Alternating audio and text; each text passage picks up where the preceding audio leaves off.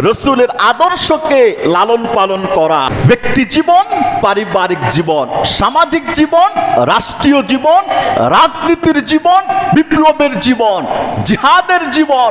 গোটা পৃথিবীতে 1 ইঞ্চি পরিমাণ মাটি নাই যেই মাটিতে নবী কারীমের আদর্শ নাই। ঠিক না ঠিক কথা বলেন? এমন কোন সেক্টর নাই, এমন কোন জায়গা নাই, এমন কোন প্ল্যাটফর্ম নাই, এমন কোন স্থান নাই যে স্থান, যেই জায়গায় মুহাম্মদুর রাসূলুল্লাহর আদর্শ চলে না। যে বলবে এটা চলবে না, সে ঈমানদার হতে পারে না। ঠিক না ঠিক কথা বলেন? কোন জায়গায় রাসূলের আদর্শ নাই সেটা আপনি বলেন। কিয়ামত পর্যন্ত আমার আপনার 14 পুরুষ প্রজন্ম থেকে প্রজন্ম যারা আছে সবাই একসাথে মিলে, পৃথিবীর সমস্ত মানুষ একসাথে মিলে এই কথা বলার সাধ্য নাই যে এই জায়গায় নবী কারীমের আদর্শ নাই। ঠিক না ঠিক কথা বলে? কেউ বলতে পারবে? সমাজনীতিতে আছে না নাই? অর্থনীতিতে, রাজনীতিতে, রাষ্ট্রনীতিতে, অফিস আদালতে আছে না নাই? কোরআন বিশ্বের সর্বশ্রেষ্ঠ সংবিধান, বিশ্বের সর্বশ্রেষ্ঠ কারিকুলামে খচিত আল কোরআন। কোরআন ছাড়া, কোরআনের আদর্শ ছাড়া, কোরআনের শিক্ষা ছাড়া, কোরআনের নীতি নৈতিকতা ছাড়া রব্বে কাবার কোটিবার, হাজার কোটিবার কিয়ামত পর্যন্ত কসম করে আমি বলবো শান্তি আসতে পারে না, পারে না, পারে না। ঠিক না বেঠিক কথা বলে? ধর্মকে যে মুসলমান উন্নতি অগ্রগতির সব সেক্টরে টানতে না পারবে তার ঈমান নেই। 1 লক্ষ আলেমকে জিজ্ঞেস করেন, 1 কোটি আলেমকে জিজ্ঞেস করেন, গোটা পৃথিবীর সমস্ত আলেমকে জিজ্ঞেস করেন, এক কথাই আসবে, দ্বিতীয় কোনো অপশন আসবে না। ঠিক না বেঠিক কথা বলেন? সূরাত আলে ইমরানের 31 নম্বর আয়াতে মহান রব্বুল আলামিন ঘোষণা করলেন, কুল, হে নবী আপনি বলুন, ইন কুনতুম তুহিব্বুনাল্লাহ, যদি তোমরা আল্লাহকে ভালোবেসে থাকো, ফাত্তাবিউনি ইউহিব্বুকুমুল্লাহ, তাহলে তোমরা আমি নবীর অনুসরণ করো। আল্লাহকে ভালোবাসার দাবি করনেওয়ালার 1 নম্বর কাজ মুহাম্মদুর রাসূলুল্লাহকে অনুসরণ করবে। ওয়াগফির লাকুম যুনুবাকুম, আল্লাহ তাআলাকে ভালোবেসে মুহাম্মদুর রাসূলুল্লাহ সাল্লাল্লাহু আলাইহি ওয়াসাল্লামকে অনুসরণ করলে আল্লাহ পাক ঘোষণা করলেন, ইয়াগফির লাকুম যুনুবাকুম, আল্লাহ পাক তোমাদের গুনাহগুলোকে মাফ করে দিবেন। ওয়াল্লাহু গফুরুর রাহিম, এবং আল্লাহ তাআলা হলেন দয়াশীল, মেহেরবান, ক্ষমাকারী। ক্ষমা করাকে আল্লাহ তাআলা পছন্দ করেন, ভালোবাসেন। বর্তমান যেই মাস চলছে আরবি, এই মাসটার নাম রবিউল আউয়াল। রবিউল আউয়াল মাসে মুহাম্মদুর রাসূলুল্লাহ সাল্লাল্লাহু আলাইহি ওয়াসাল্লাম এই ধরার বুকে আগমন করেছেন, এটা আমরা সবাই জানি। এই আয়াতের সাথে নবী কারীমের জীবন বৃত্তান্তের, বিশেষ করে জন্মবার্ষিকীকে কেন্দ্র করে আমাদের হিদায়াতের প্রয়োজন, সুপথের প্রয়োজন, সত্যিকার দিক নির্দেশনার প্রয়োজন। ঠিক না বেঠিক কথা বলে? এখানে যারা আছি সবাই এক বাক্যে এই কথা বলি যে আমরা আল্লাহ পাকের বান্দা। কার? আল্লাহ পাকের বান্দা। আল্লাহকে ভালোবাসি, আল্লাহকে মহাব্বত করি, কারণ উনি হলেন সৃষ্টি জগতের ঊর্ধ্বে, উনি হলেন খালেক, আর গোটা আসমান জমিন যা কিছু আছে, দেখি আর না দেখি, সব মাখলুক সৃষ্ট। আল্লাহ হলেন সৃষ্টিকর্তা, খালেক। ঠিক না বেঠিক কথা বলে? এই বিশ্বাস সবার আছে, থাকতেই হবে, না থাকলে ঈমান থাকবে না। আল্লাহকে ভালোবাসি, এই কথায় আমি কি সত্যবাদী কিনা?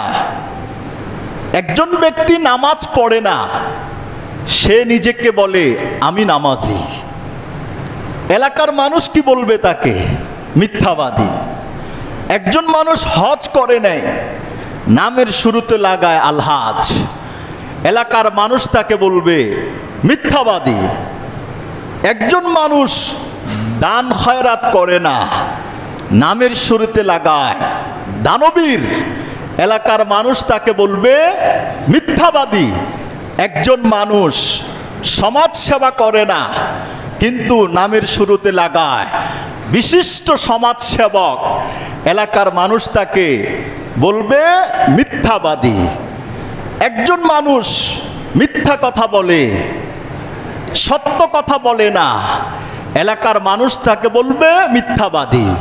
ঠিক না বেঠিক কথা বলে? একজন মানুষ রোজা রাখে না, সে বলে আমি রোজাদার, এলাকার মানুষ বলবে সে মিথ্যাবাদী। ঠিক নয় কি? আমি আপনি সবাই এই দাবি তো অবশ্যই করি, জেনে করি আর না জেনে করি, বুঝে করি আর না বুঝে করি। দাবিটা হলো যে আমি আল্লাহকে ভালোবাসি।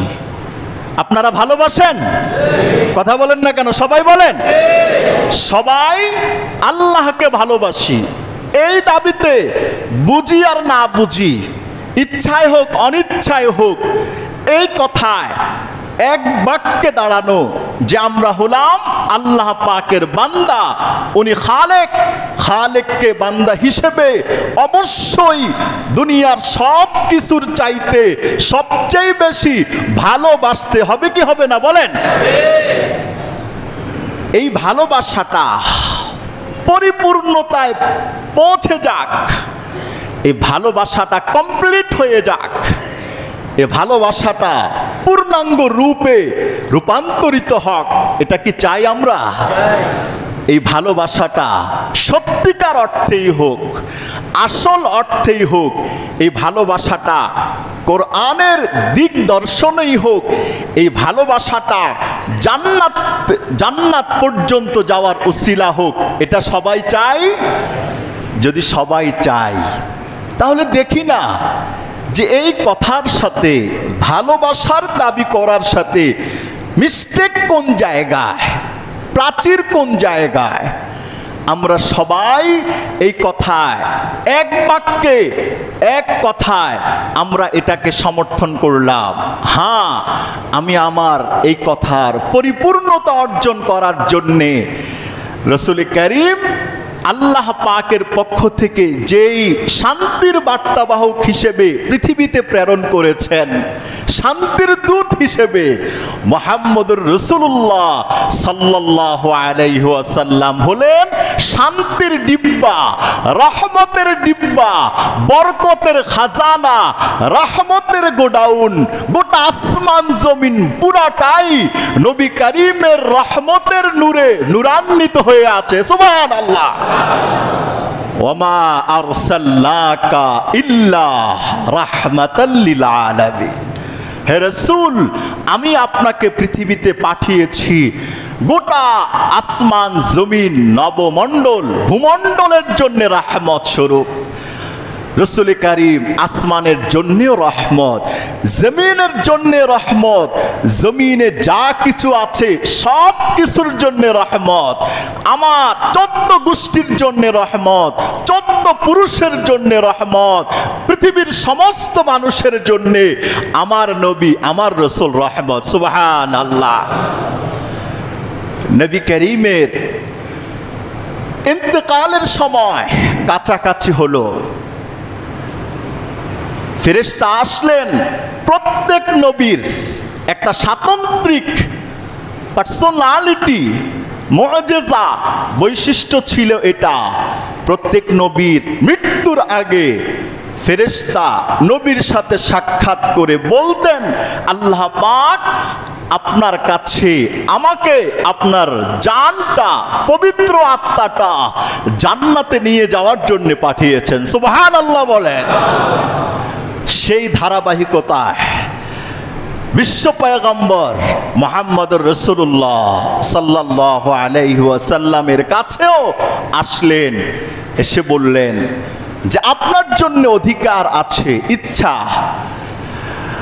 আপনার ইন্তেকালের পর আপনার এই দেহটা, বডিটা, কায়াটা, এটা কি পৃথিবীর জমিনের মাটিতেই থাকবে, নাকি আপনি চান যে এটা আমরা আসমানে তুলে নেব?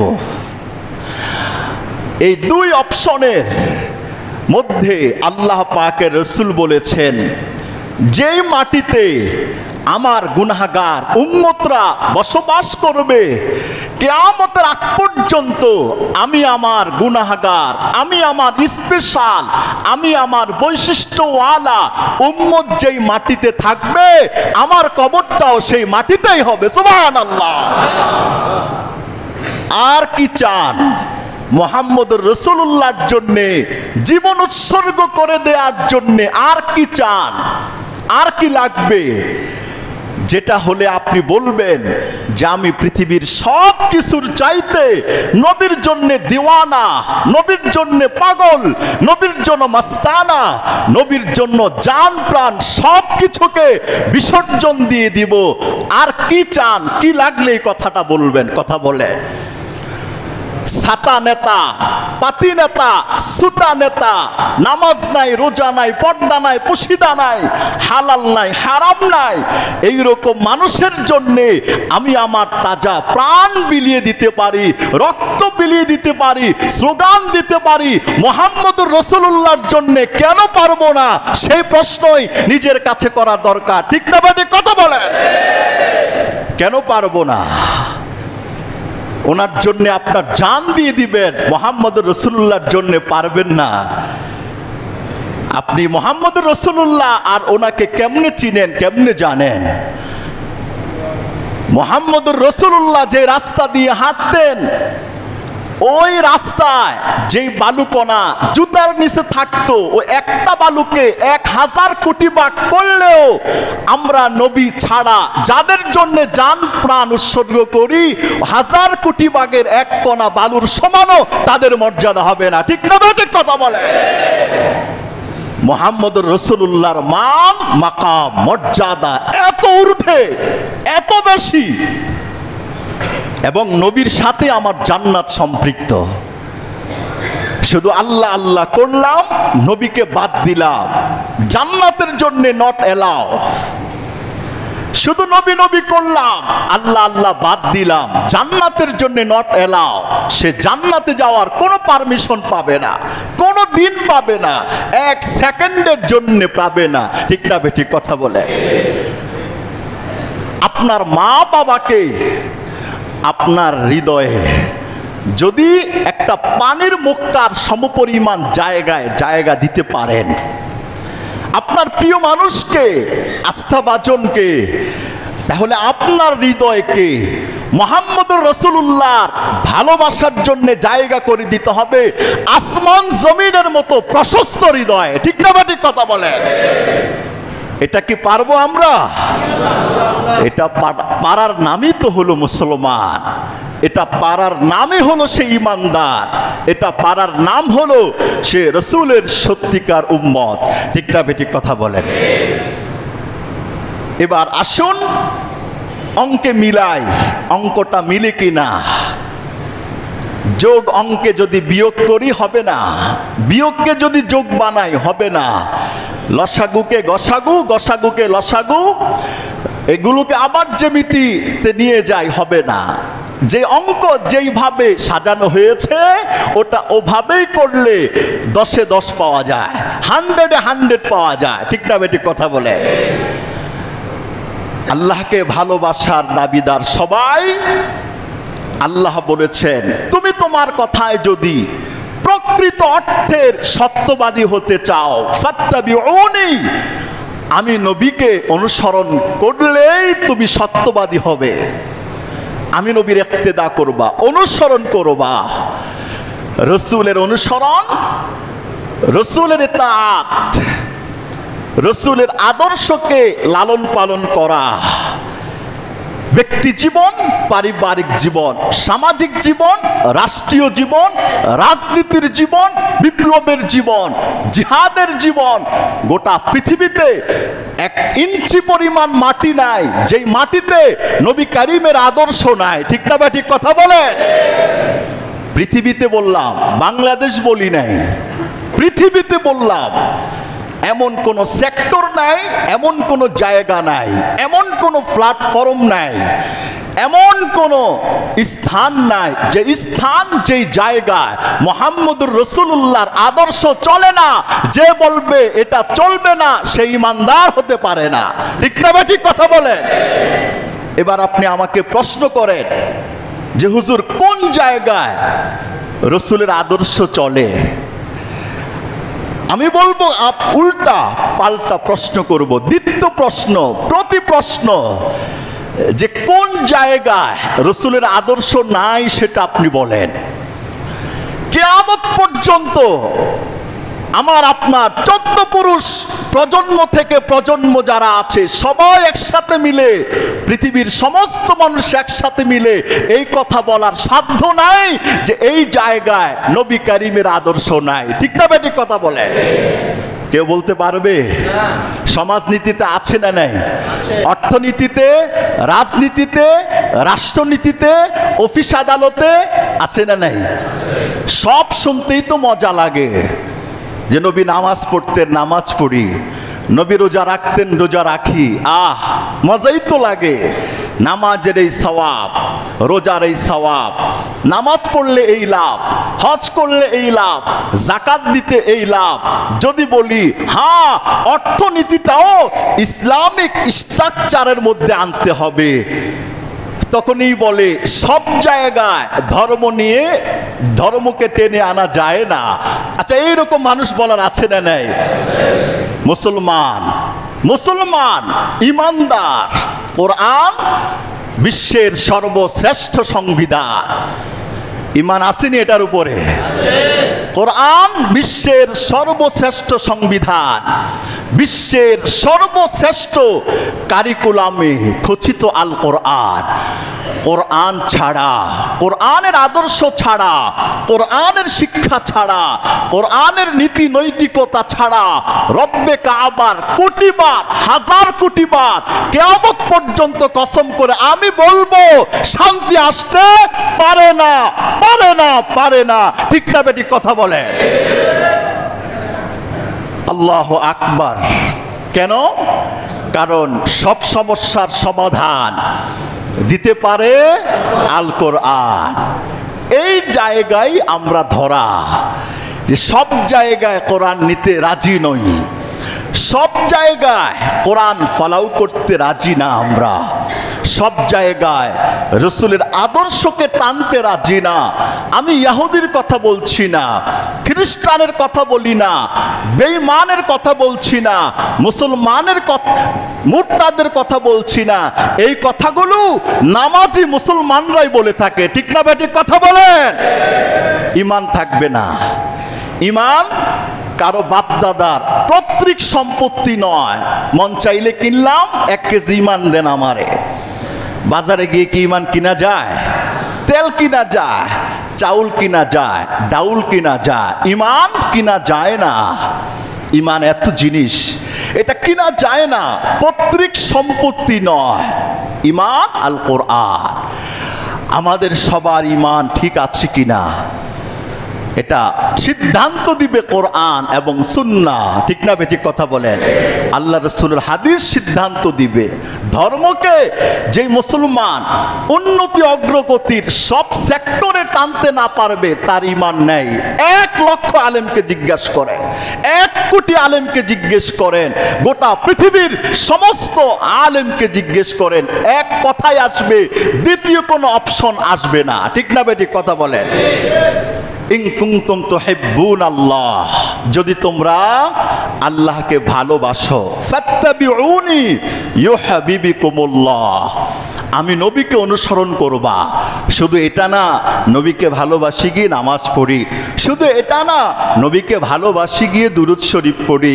একজন ব্যক্তির জন্যে পৃথিবীতে বাঁচতে হলে যা যা প্রয়োজন, যেখানে যাওয়া প্রয়োজন, যেখানে যাওয়ার দরকার, যা যা করার দরকার, যা যা বলার দরকার, যা যা শোনার দরকার, সব বলায়, সব শোনায়, সব জায়গায়, সব কথায়, সব স্লোগানে মুহাম্মদুর রাসূলুল্লাহ অনুসরণ করতে হবে। ঠিক না বেঠিক কথা বলেন?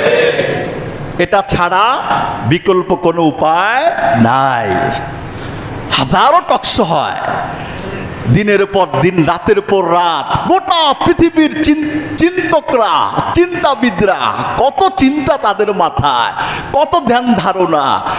এরকম টকশের মধ্যে কোরআন হাদিস বাদ দিয়ে শান্তির কথা বলতে বলতে হাজারো টকশিয়ান কবরে চলে গেছে। ঠিক না বেঠিক কথা বলেন? হাজারো বিজ্ঞানী ওই কবরের যাত্রী বহু আগেই হয়ে গেছে। না, একজন মুসলমান হিসেবে আমার দিক দর্শন হবে আল কোরআন। ঠিক না বেঠিক কথা বলেন? আল্লাহু আকবার। আল্লাহকে ভালোবাসার দাবি কোরআনকে ভালোবাসা, রাসূলকে ভালোবাসা। আজকে থেকে এই শিক্ষাটা যাদের মধ্যে দুর্বল, আপনি আপনার ঈমানটাকে পরিপূর্ণ করুন। ইন কুনতুম তুহিব্বুনাল্লাহ ফাত্তাবিউনি ইউহিব্বুকুমুল্লাহ ওয়া ইয়াগফির লাকুম যুনুবাকুম ওয়াল্লাহু গফুরুর রহিম। যদি তোমরা আল্লাহকে ভালোবাসার দাবি করো, ফাত্তাবিউনি, আমি নবীর অনুসরণ করো। আমি নবীর অনুসরণ করলে কি হবে? ইয়াগফির লাকুম যুনুবাকুম, আল্লাহ তাআলা দয়া করে তোমাদের জীবনের সব গুনাহকে মাফ করে দিবেন। সুবহানাল্লাহ। ওয়াল্লাহু গফুরুর রহিম, আল্লাহ তাআলা হলেন দয়ালু, মেহেরবান এবং ক্ষমাশীল। আল্লাহু আকবার। আল্লাহর নবী, বুখারী শরীফের হাদিসের মধ্যে এসেছে, বিশিষ্ট সাহাবী আবু হুরায়রা রাদিয়াল্লাহু তাআলা আনহুর বর্ণনা, قال رسول الله صلى الله عليه وسلم, আল্লাহর নবী ইরশাদ করেন, কুল্লু উম্মতি ইয়াদখুলুনাল জান্নাহ, আমার সব উম্মত জান্নাতে প্রবেশ করবে। সুবহানাল্লাহ বলবেন না?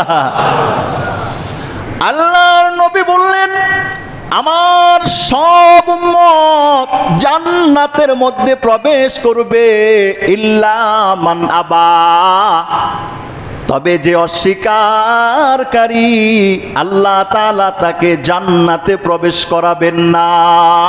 সবাই প্রবেশ করবে। ধরুন আমরা আশা রাখি সবাই জান্নাতে প্রবেশ করব, এখানের মধ্যে যদি দুই একজন থাকে, না আমি জান্নাতে প্রবেশ করতে চাই তবে নবী করিমকে অনুসরণ করতে চাই না, ইল্লা মান আবা, যে অস্বীকারী হবে সে জান্নাতে প্রবেশ করতে পারবে না। আল্লাহর নবীকে জিজ্ঞেস করা হলো, ওগো নবীজি, কে আছে এমন যে অস্বীকারী, অস্বীকার করার কারণে জান্নাতের মধ্যে প্রবেশ করতে পারবে না? আল্লাহর নবী উত্তর দিলেন, মান আতানি দাখালাল জান্নাহ, যে উম্মত আমি নবীর অনুসরণ করবে নিশ্চিতভাবে সেই উম্মত জান্নাতে প্রবেশ করবে। সুবহানাল্লাহ। ওয়ামান আসানি ফাকাদ আবা, আল্লাহর নবী বললেন, আমার কোন উম্মত যদি আমি নবীকে অনুসরণ না করে আমি নবী কথা দিলাম আমার অবাধ্যতাকারী উম্মত জান্নাতে প্রবেশ করতে পারে না। ঠিক না বেঠিক কথা বলেন? কি কথা? নবীর অনুসরণেই জান্নাত, নবীর অনুসরণ না থাকলে জাহান্নাম। কথা এক দুই শব্দে কথা শেষ। নবীর অনুসরণ করলে জান্নাত, অনুসরণ না করলে জাহান্নাম। দুই কথায় আল্লাহ কোরআনে বলেছেন আমাকে ভালোবাসলে এটা বোঝা যাবে নবীকে মানো কতটুকুন, নবীকে অনুসরণ করো কতটুকুন, তখন বোঝা যাবে। এটার মধ্যে কি কোনো সন্দেহ আছে? জীবনে নবী কারীমের আদর্শের বাহিরে কোনো কাজ, বিশ্বাস তো লাগবেই, এটার মধ্যে কোনো সন্দেহ নাই। এই যে কথাগুলো বললাম এগুলো এক নম্বরে বিশ্বাসে লাগবেই। যদি বিশ্বাস মিস্টেক হয়ে যায়, একজন মানুষ ধরুন নামাজ পড়ে না, এমন মানুষ আমাদের সমাজে আছে না নাই? অনেক মানুষ নামাজ পড়ে না, রোজা রাখে না, হজ করে না, যাকাতও দেয় না, ইসলামের 5 বুনিয়াদের 4টাই সে করে না। সামর্থ্য আছে, রোজা রাখার সামর্থ্য আছে, হজ করার সামর্থ্য আছে, যাকাত দেওয়ার সামর্থ্য আছে, নামাজ পড়ারও সামর্থ্য আছে, কিন্তু করে না। ইসলামের 5টি বুনিয়াদ, তার মধ্যে শুধু একটাই বলল, লা ইলাহা ইল্লাল্লাহ মুহাম্মাদুর রাসূলুল্লাহ সাল্লাল্লাহু আলাইহি ওয়াসাল্লাম। মুসলমানের ঘরে জন্ম, বাবাও মুসলমান, মাও মুসলমান, তারা ইসলামের উপর চলেন দেখি, কালিমাটা রাখলাম দিলে, কিন্তু অন্যান্য গুরুত্বপূর্ণ কাজগুলো করি না। আচ্ছা, সে কি বেঈমান হয়ে যাবে? কথা বলেন, সে কি বেঈমান হবে? না। কেন হবে না?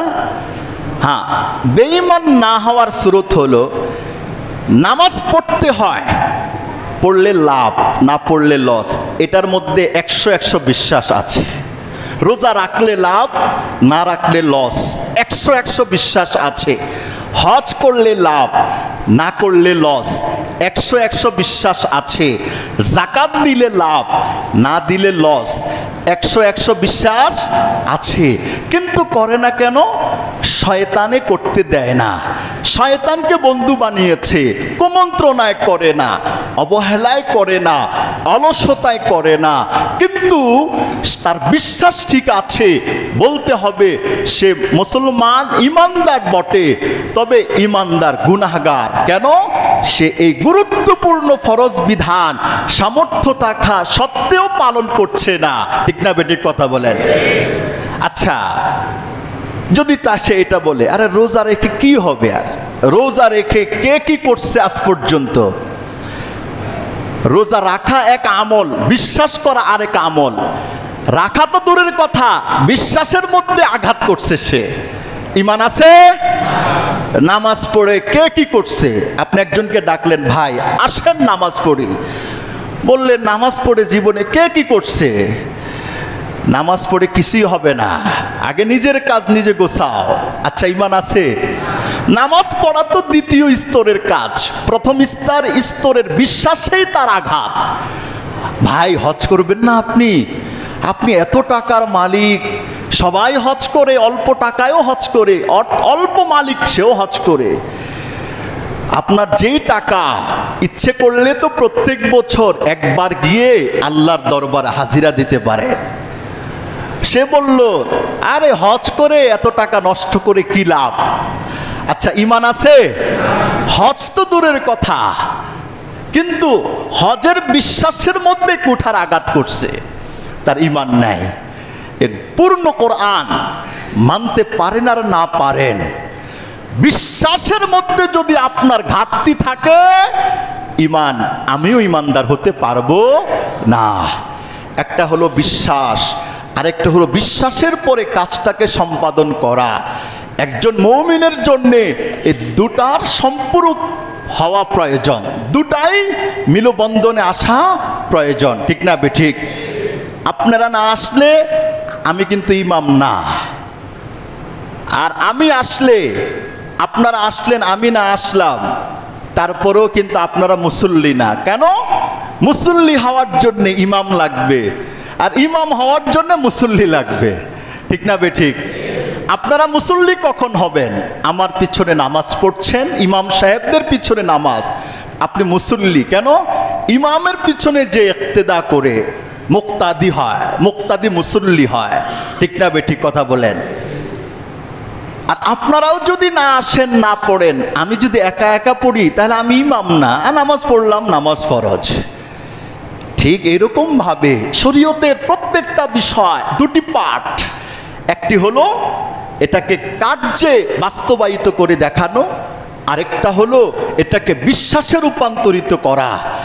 এই জন্যেই আল্লাহ তাআলা কোরআনুল কারীমের শুরু দিক দিয়েই বিশ্বাসটাকে আগে মজবুত করে রেখেছেন। ঠিক না বেঠিক কথা বলেন? আল্লাহু আকবার। দিন, শরীয়ত, ইসলাম এর কোনো বিষয়কে কোনো মুসলমান যদি অবজ্ঞা করে তাহলে তার ঈমান আর থাকে না। টুপি একটা বহুত বড় সুন্নত। টুপিকে কেউ যদি লাঞ্ছিত করে, অপমানিত করে, এটাকে সে বাজে মন্তব্য করে, কিন্তু এই টুপি আমার মাথায়, আপনার মাথায় কেন? এই টুপিটা পৃথিবীর সর্বশ্রেষ্ঠ মহামানবের মাথায় ছিল। সুবহানাল্লাহ বলেন না কেন? সেই মুহাম্মদুর রাসূলুল্লাহর মাথায় দেওয়া টুপির অনুকরণে আমিও টুপি পরছি। এই টুপির বেইজ্জতি করা মুহাম্মদুর রাসূলুল্লাহকে বেইজ্জতি করার নামান্তর। ইচ্ছাকৃতভাবে এমন করলে ঈমান থাকবে না। একটা টুপির কথা বললাম। মেসওয়াক বেশিরভাগ মানুষে করি না, যাদের উপর বিশেষ রহমত আছে তারা করি। মেসওয়াক করা একটা সুন্নত আমল, কেউ করতে পারি না, গুনাহ নাই। করলে ভালো, করলে লাভ। শুধু লাভ না, লাভে লাভে লাভ, লাভের উপর লাভ, ডবল লাভ, ওভার লাভ। মেসওয়াক করলে হজম শক্তি ভালো থাকে, মেসওয়াক করলে মেধা শক্তি ভালো থাকে, মেসওয়াক করলে দাঁত ভালো থাকে, মেসওয়াক করলে দুর্গন্ধ দাঁতের দূর হয়ে যায়, মেসওয়াক করলে আল্লাহ খুশি হয়, মেসওয়াক করলে ফেরেশতা খুশি হয়, মেসওয়াক করলে রাসূল খুশি হয়। মেসওয়াক করনে ওয়ালা ব্যক্তি মৃত্যুর সময় লা ইলাহা ইল্লাল্লাহ নসিব হয়। সুবহানাল্লাহ। মৃত্যুর সময় মেসওয়াক করনেওয়ালার কালিমা নসিব হয়। আর কি চাই আপনার? একটা মেসওয়াকের মধ্যে কি আল্লাহ লুকায়িত করে রেখেছেন? দুনিয়ার সব উপকার, আখিরাতে উপকার আল্লাহ লুকায়িত করে রেখেছেন। একজন মুসলমান ইন্তেকালের সময় যখন সে বলবে লা ইলাহা ইল্লাল্লাহ মুহাম্মাদুর রাসূলুল্লাহ সাল্লাল্লাহু আলাইহি সাল্লাম, মরে গেল। আল্লাহ রাসূল বলেছেন মান কানা আখিরু কালামিহি লা ইলাহা ইল্লাল্লাহ দাখালাল জান্নাহ, যার জীবনের সর্বশেষ কথা হবে লা ইলাহা ইল্লাল্লাহ, সে জান্নাতে প্রবেশ করবে। অথচ এই একটা আমলে আমরা উদাসীন। কত উদাসীন, তাই না? গুরুত্ব কম, উদাসীনতা। কিন্তু নবী করিমের উপর যদি বিশ্বাস, আস্থা থাকে, হ্যাঁ দুনিয়ার সবার কথা এক পাল্লায়, মুহাম্মদুর রাসূলুল্লাহর কথা আরেক পাল্লায়। যে কোনো সেক্টরের কথা বলি আমি, মুহাম্মদুর রাসূলুল্লাহর কথার পাল্লার সত্যায়নটা তার চাইতে কোটি কোটি হাজার কোটি গুণে ভারী। সুবহানাল্লাহ। বিশ্বাস রাখতে হবে এটা। মেসওয়াক করনেওয়ালা ব্যক্তির মৃত্যুর সময় কালিমা নসিব হয়ে যাবে, কালিমা নসিব হবে। কালিমা নসিব হলে সে জান্নাতে চলে যাবে। চাই না আমরা? আচ্ছা, এই একটা ছোট্ট মেসওয়াক, কেউ যদি বলে দত্তরি কি মেসওয়াক, এগুলো করে কি হবে, বাজে জিনিস, এটা বললে তার ঈমান শেষ নাই, তার ঈমান আর থাকবে না। এজন্য শরীয়তের কোনো বিষয়, আমি দুটি ছোট ছোট বিষয় দিয়ে বুঝালাম। ছোট ছোট দুটি বিষয় না, এর চাইতে বহু বহু গুণে বড় বড় বিষয় নিয়েও মুসলমানদের মধ্যে অবজ্ঞা, তুচ্ছ তাচ্ছিল্যতা। আপনি আপনার কলবকে প্রশ্ন করুন, ইস্তাফতি নাফসাক। যে কোনো কাজ করার আগে আমি আমাকে প্রশ্ন করি। আমাকে তো অবশ্যই একজন প্রশ্ন করবে, আগে আমি আমাকে করি, কাজটা ঠিক হবে, ভালো হয়েছে, কেমন হলো, করে কি লাভ, না করে কি লস, লাভ হলে কতটুকুন, লস হলে কতটুকুন, সামনে কি এটাই করব নাকি ছাড়বো। একজন ব্যক্তি যখন নিজেকে এই ব্যাপারে জিজ্ঞাসাবাদ করবে, ওই ব্যক্তির সামনের পথগুলো দিন দিন উন্নত এবং সমৃদ্ধ হতে থাকবে। সুবহানাল্লাহ বলেন না? ইন কুনতুম তুহিব্বুনাল্লাহ ফাত্তাবিউনি ইউহিব্বুকুমুল্লাহ ওয়া ইয়াগফির লাকুম যুনুবাকুম ওয়াল্লাহু গফুরুর রহিম। ইতাআতুন নবী, বর্তমান সমসাময়িক যেই কথাটা আমি আগেও করেছি, এজন্য ওগুলো নিয়ে এত বিস্তারিত আর বলছি না। ঈদে মিলাদুন নবী, আমরা রসুলকে যদি ভালোবাসি, রসুলের জন্ম না হলে পৃথিবীটাকে আল্লাহ সৃষ্টি করতেন? আল্লাহু আকবার।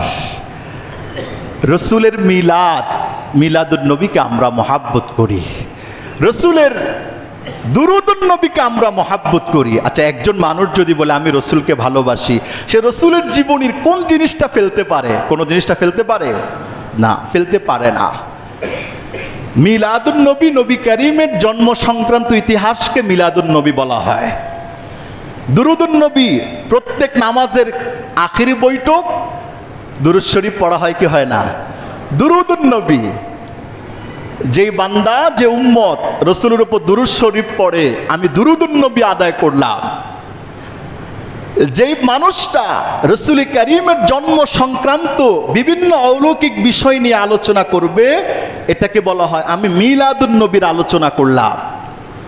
যে মানুষটা রসুল করিমের সিরাত নিয়ে আলোচনা করবে, এই সিরাতের মধ্যে সব কিছু অন্তর্ভুক্ত হয়ে যায়। সুবহানাল্লাহ বলেন না?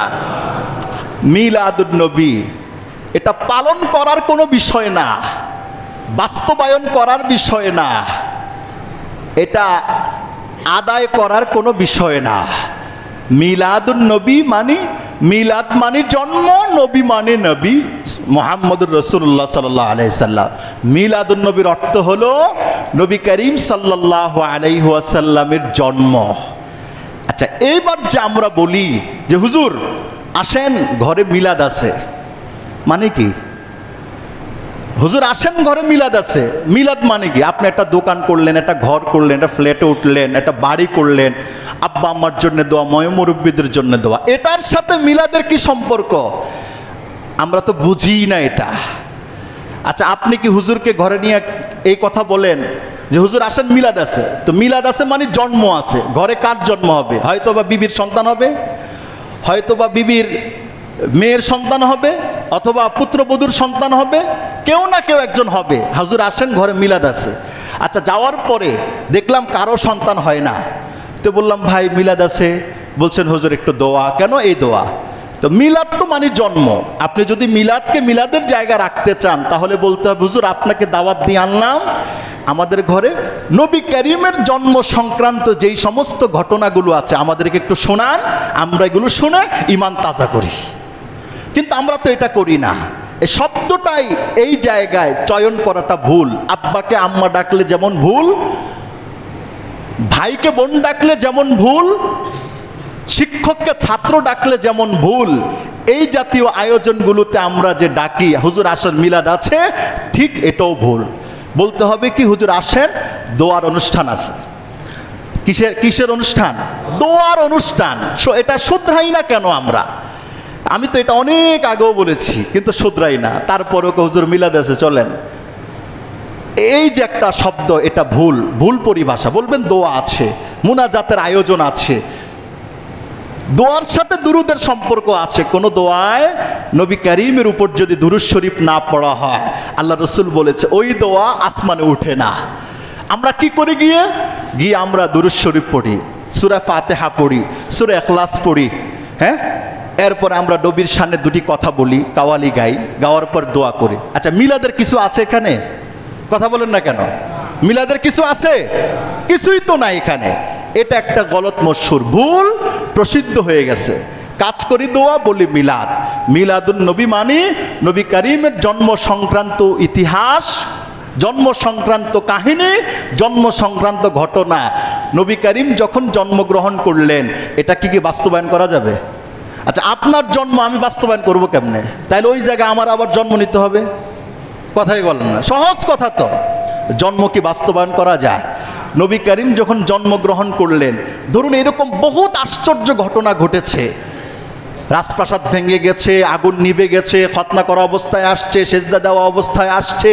নবী করিম সাল্লাল্লাহু আলাইহি সাল্লাম এসে আল্লাহর দরবারে শুকরিয়া আদায় করলেন। আচ্ছা, এগুলো কি বাস্তবায়ন করার বিষয়? বাস্তবায়ন করার অর্থ হইল আপনি সকালে একটা কাজ করেছেন, এটা অর্ধেক বাকি আছে, আমি এসে এটাকে বাস্তবায়ন করে কমপ্লিট করলাম, এটা হলো বাস্তবায়ন করা।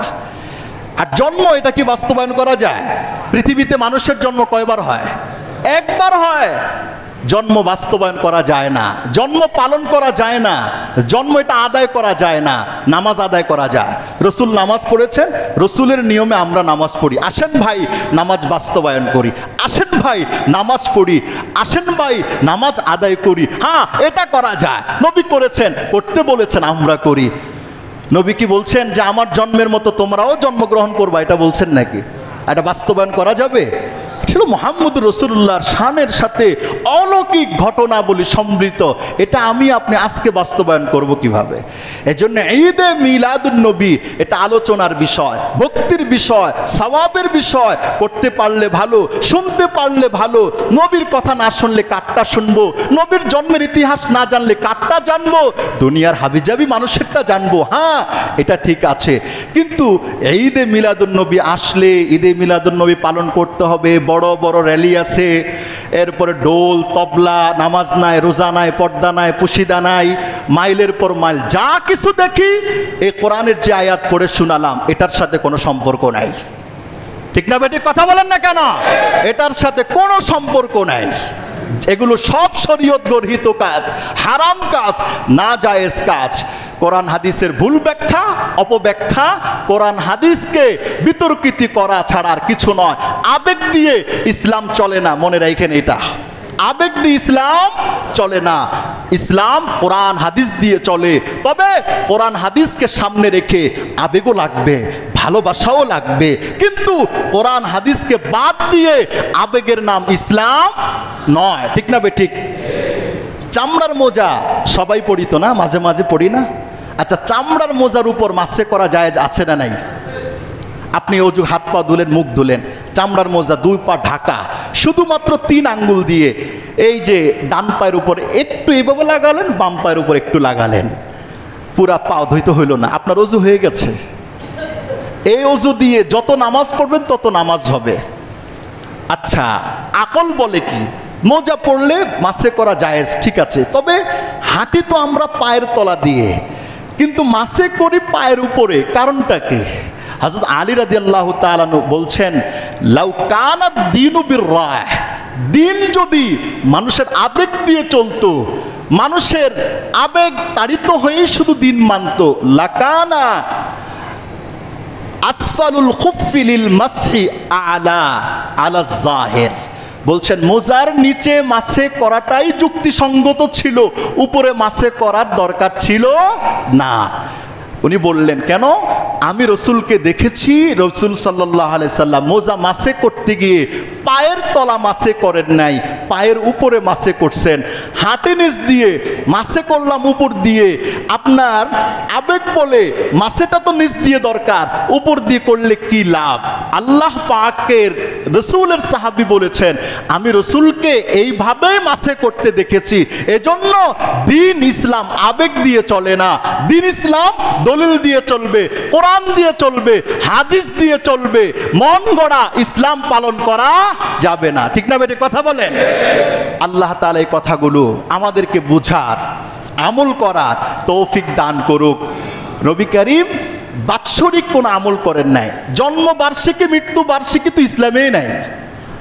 বার্ষিকী বলতে পৃথিবীতে কিছু নাই, এটা অন্য ধর্মে থাকতে পারে, আছে, অবশ্যই আছে, না থাকলে এটা আমাদের কাছে আসে কেন?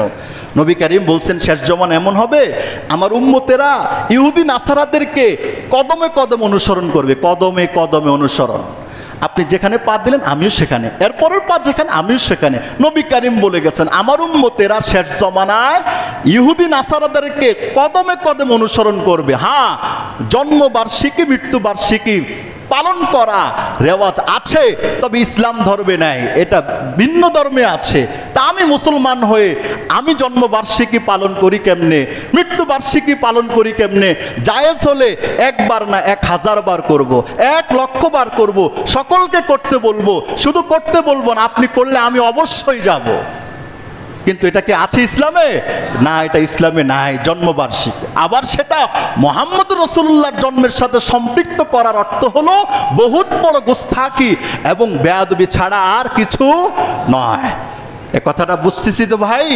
এটা তো আমি আর আজকে নতুন বয়ান করি না, এই বয়ান আমার অভূত পুরানা বয়ান, আপনাদেরকেই করা, আপনারাই এটার উপর করেন, পালন করেন। আল্লাহ তাআলা আমাদেরকে বুঝার, আমল করার তৌফিক দান করুক। শুধু এই আমল করবেন যে রাসূলুল্লাহ সাল্লাল্লাহু আলাইহি সাল্লাম বাৎসরিক কোনো উৎসব পালন করেন না, আবু বকর, ওমর, ওসমান কেউ করেন নাই।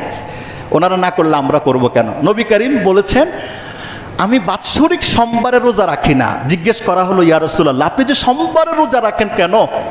আল্লাহ রাসূল বলেছেন, সোমবারে আমি জন্মগ্রহণ করেছি, এজন্যে আমি রোজা রাখি। বৎসরে একবার না, প্রত্যেক মাসের যত সপ্তাহের যত সোমবার, প্রত্যেক সোমবারে নবী করিম রোজা রাখতেন। কেন রাখতেন?